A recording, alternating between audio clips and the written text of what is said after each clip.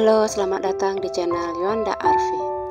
Di kisah kali ini, saya ingin bercerita tentang suatu kejadian yang pernah saya alami ketika saya berusia 5 tahun dan sampai sekarang masih melekat di ingatan saya.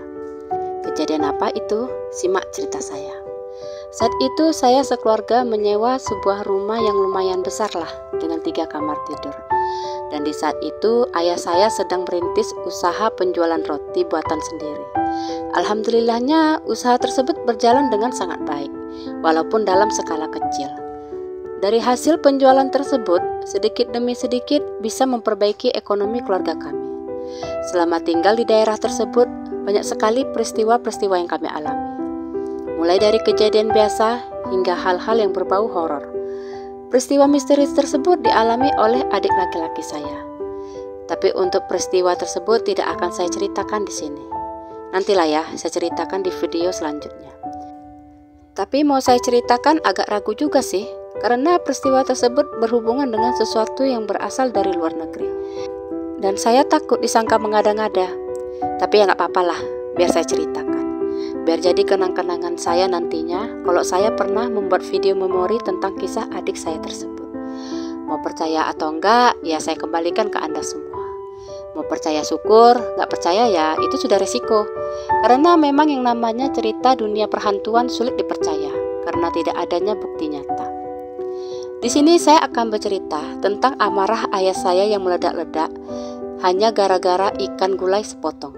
Loh, kok bisa? Ceritanya sore itu saya bermain-main di rumah tetangga. Teman saya tuh namanya Ines. Ini nama benerannya ya, nama aslinya memang Ines. Dan si Ines ini punya abang bernama Alif. Nah, kebetulan di saat kami bermain-main, Mama Ines sedang masak gulai ikan. Aroma gulainya harum sekali. Karena aroma harum tersebut, saya secara spontan nyeletuk.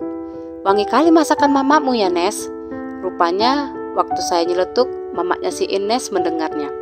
Terus dia suruh saya nyicipin kuahnya. Dan ternyata memang enak.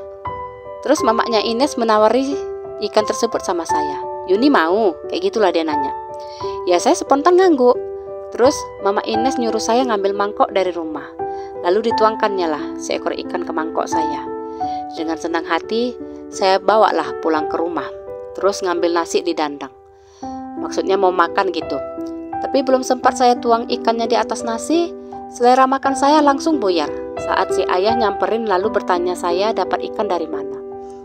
Dengan polosnya saya jawab dari Mama Ines. Dan saya nggak tahu salah saya apa, ayah langsung ngomel-ngomel. Kok berani kali kau minta-minta sama orang? Kau pikir ayah nggak bisa ngasih kalian makan? Iya, kapan ayah ngajari kalian untuk minta-minta? Balikin tuh ikan. Sebenarnya saya mau bilang, kalau saya nggak minta, tapi Mama Ines sendiri yang ngasih. Tapi saya nggak berani, karena keburu takut lihat muka sangar ayah saya. Saya cuma bisa merengek saat itu. Saya bahkan bersembunyi di belakang pintu sambil nangis sesungguhkan. Mendengar ribut-ribut, datanglah mama saya menanyakan apa yang terjadi. Ayah saya balik ngomel, kau tengok anak kau tuh, udah berani minta-minta dia sama orang. Minta apa emangnya si Yuni? Tanyalah mama saya ya kan. Kau tengoklah di atas meja tuh, dimintanya gulai ikan mama si Ines, buat malu aja. Nanti dikira orang pula aku nggak bisa ngasih kalian makan. Mama saya yang udah tahu kalilah watak lakinya cuma diam. Lalu ia mengambil mangkok yang berisi ikan lalu membawanya ke rumah Ines. Gak lama datang mama saya dan mama Ines ke rumah. Abang marahin si Yuni ya? Tanya mama Ines. Dan kali jangan dikasih kak kalau dia minta-minta biar gak jadi kebiasaan. Merepet lah ayah saya. Oh alah bang, dia gak minta loh. Aku yang kasih karena tadi kusuruh dia nyicip katanya enak. Makanya ku kasih lah dia sepotong. Jangan salah paham kayak gitulah bang.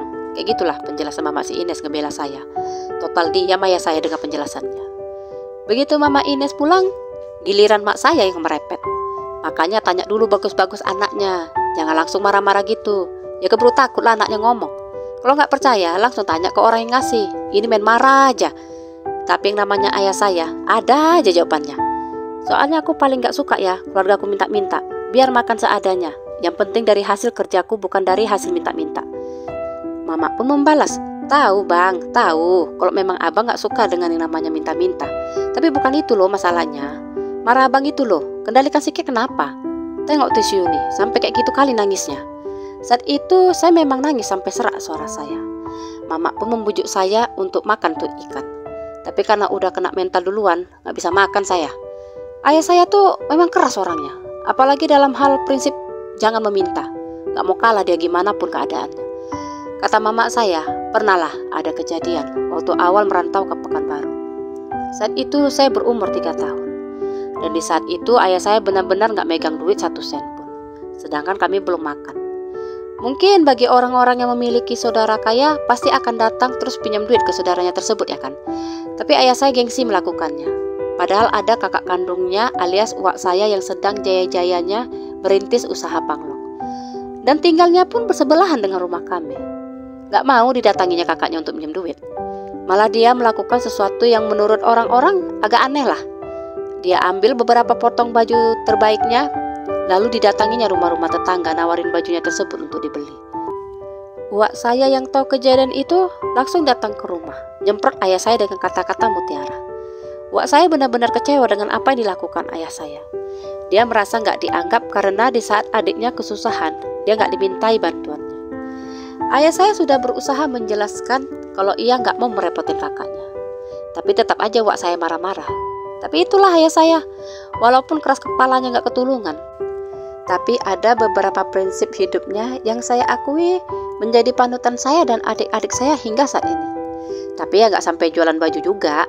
Kalau kepepet kami bertiga saling meminjam. Misalnya saya nggak ada duit, pinjamlah ke adik. Gitu juga sebaliknya. Giliran adik saya nggak ada duit, pinjamlah ke saya. Tapi untuk meminta-minta apalagi mengemis di jalanan, insya Allah masih bisa kami hindari hingga saat ini. Dan kalau Allah mengizinkan, untuk selamanya. Balik lagi ke cerita Mama Ines. Sejak kejadian si gulai ikan, Mama Ines kalau mau ngasih apa-apa ke saya jadi suka melakukannya secara diam-diam. Misalnya kalau dia mau ngasih makanan, saya disuruh ngabisin makanannya di rumah dia dan gak boleh saya bawa pulang. Dia takut saya dimarahin lagi sama ayah saya. Rupanya bukan saya aja yang trauma, dia pun trauma juga. Soalnya kalau ayah saya ada marah, ngeri kali meledaknya, kalah pun kompor dibuatnya. Makanya tetangga-tetangga pun malas nyari ribut sama dia. Tapi sekali lagi saya tekankan, ayah saya tuh keras karena menerapkan prinsip hidupnya. Sebenarnya aslinya lembut juga dia. Dan waktu kejadian gulai ikan tuh, dia tahu kalau dia tuh salah ya kan. Tapi untuk minta maaf, gengsi kali lah. Jadi cara dia minta maaf ke anak-anaknya ialah dengan cara mengajak kami jalan-jalan ke tempat yang kami sukai. Sore dia ngamuk-ngamuk, malamnya diajaknya lah kami jalan-jalan. Terus makan di warung nasi favorit saya.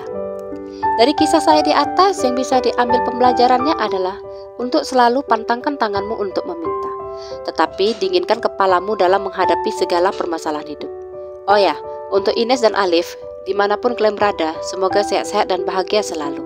Sekian kisah saya kali ini, sampai jumpa di kisah selanjutnya. Terima kasih.